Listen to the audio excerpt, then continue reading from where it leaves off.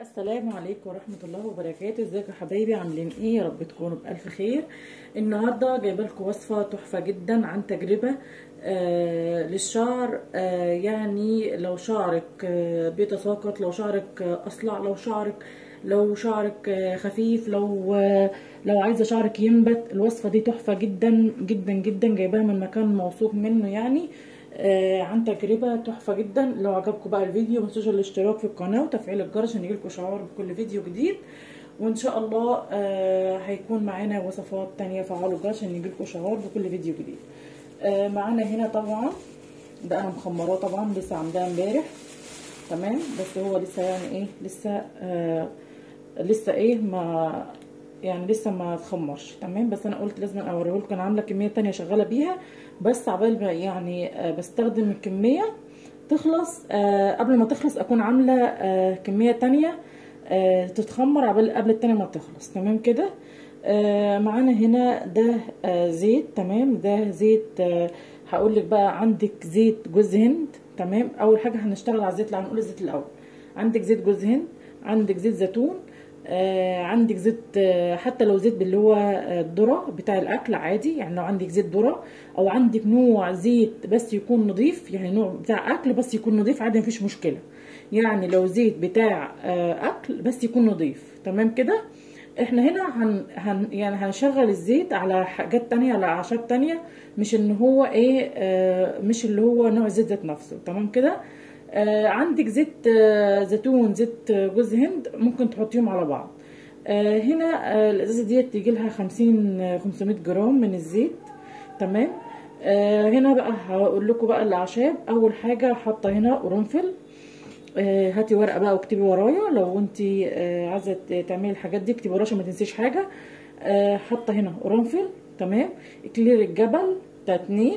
الزعتر تمام. اللي هو حبه البركه، حبه البركه اللي هي السوداء تمام. فصوص 5-6 فصوص توم تمام. قرفه تمام.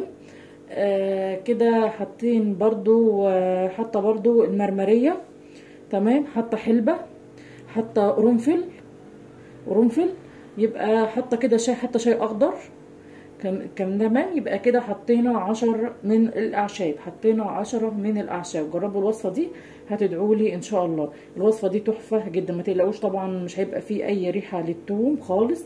يعني الوصفه دي مش هيبقى فيها اي ريحه من الثوم خالص. ليه بقى؟ حاطين هنا القرنفل وحاطين هنا اللي هو القرفه البودر. عندك قرفه عيدان حطي عادي، عندك قرفه بودر حطيها عادي. ده كله هيخلي ريحه مفيش ريحه، اي ريحه للثوم خالص نهائي. التركيبه دي تحفه جدا، جربوها وهتدعولي. هتستخدموها ازاي؟ هتغسلي شعرك، تنضفيه خالص من اي حاجه عليه، او كريمات او اي زيوت عليه او اي حاجه فيه او اي دهون فيه. تنضفيه خالص بالشامبو بتاعك، بس اهم حاجه يكون شامبو ما فيهوش حاجات مضره للشعر. يعني ما يكونش حاجه في اي حاجه مضره للشعر، يكون شامبو متعوده عليه، مش شرط يكون نوع معين. يعني شامبو انت بتستخدميه ويكون نوعه نظيف وما بيضرش الشعر بتاعك. هتضيفي بعد ما تغسليه وتنشفيه وتحسي ان هو نشف كده، هتاخدي كميه من الزيت ده.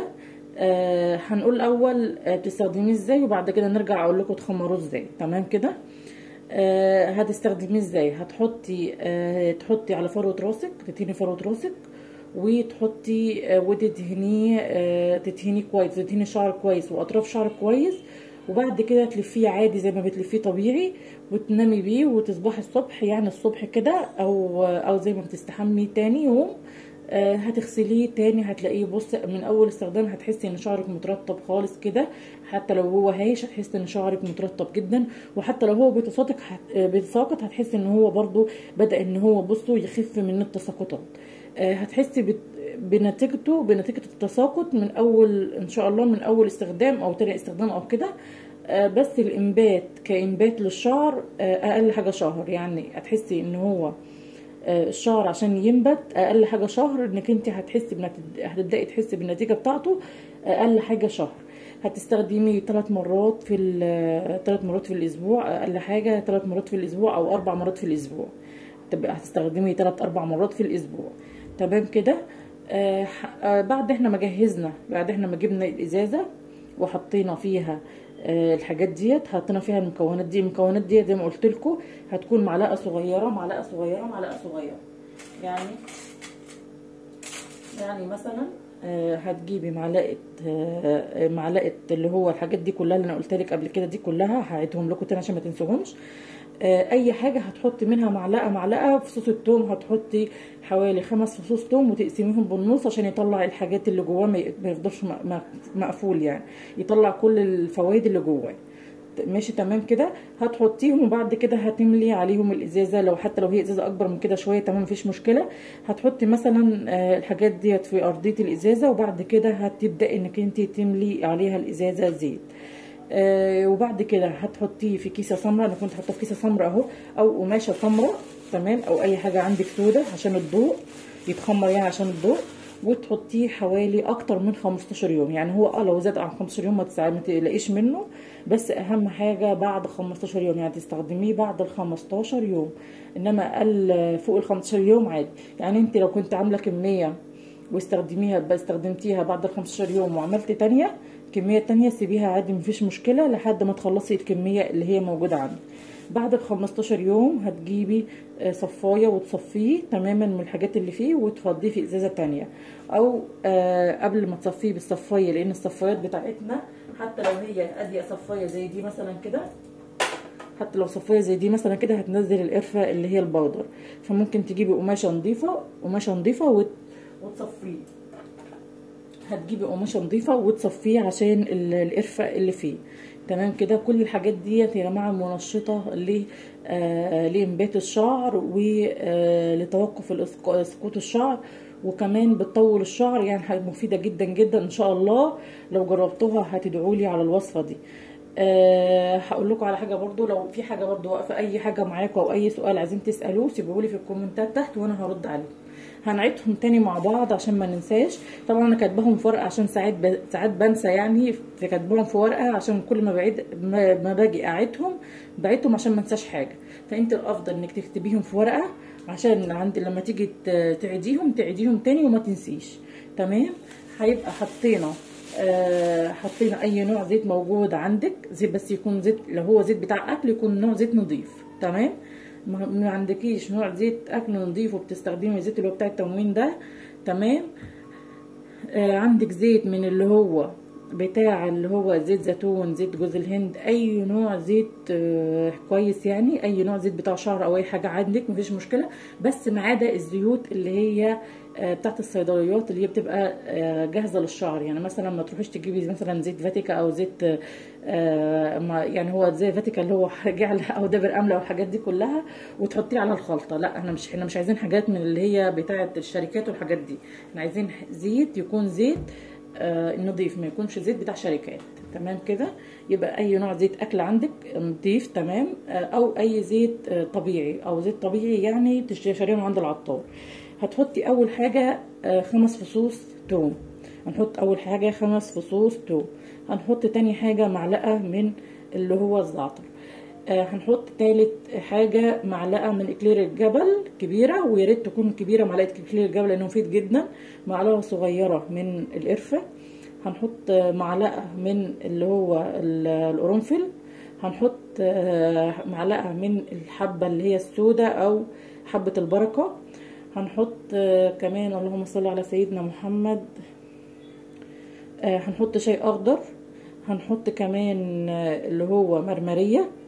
هنحط كمان كمان ايه تاني،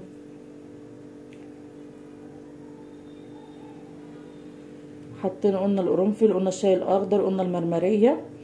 انا عايزه اجيب لكم ورقه عشان اقرا منها لان انا بصراحه في حاجات بنساها طبعا. قلنا حبه البركه، قلنا الثوم، قلنا الزعتر، قلنا المرمريه، قلنا اكليل الجبل، القرنفل، الثوم. دول طبعا حاجات مهمه جدا. الشاي الاخضر برضو اللي هو برضو الحلبه. تمام. الحلبه برضو مفيده جدا. هنحط ايه تاني، الحاجات دي كلها مفيدة جدا وطبيعية جدا جدا. لو عجبكم بقى الفيديو متنسوش اللايك والشير، وما تنسوش اللي يطبق الوصفة دي ويلاقي النتيجة بتاعتها يرجع تاني للفيديو ويكتب لي النتيجة بتاعته لقاها عاملة ايه وفادته ولا لا. والوصفة دي تحفة جدا يا جماعة والله، عن تجربة، ما تقلقوش جدا خالص منها، تحفة عن تجربة. بصوا قهوة التوم انا فاتحة التوم 2 عشان يعني يأثر على يطلع كل الفوائد بتاعته في الزيت.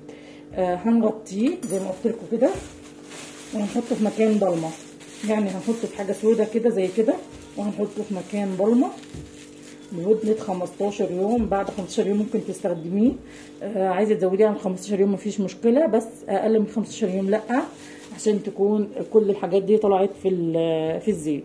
لو عجبكم الفيديو متنسوش اللايك والشير واشتراك للقناه، ويا رب يعجبكم الوصفه. والسلام عليكم ورحمه الله وبركاته، مع قناه ورده في المطبخ.